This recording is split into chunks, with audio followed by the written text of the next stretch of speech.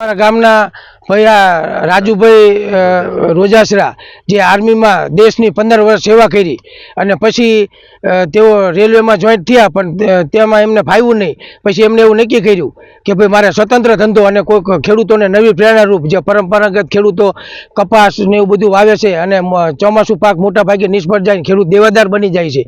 એટલે આમે એવું નક્કી કર્યું કે ભાઈ મારે નવું કંઈક એવું કરવું કે બીજાને પ્રેરણા મળે.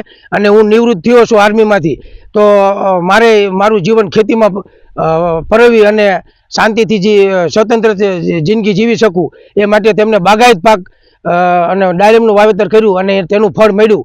અત્યારે આ 5મું વર્ષ ચાલે છે.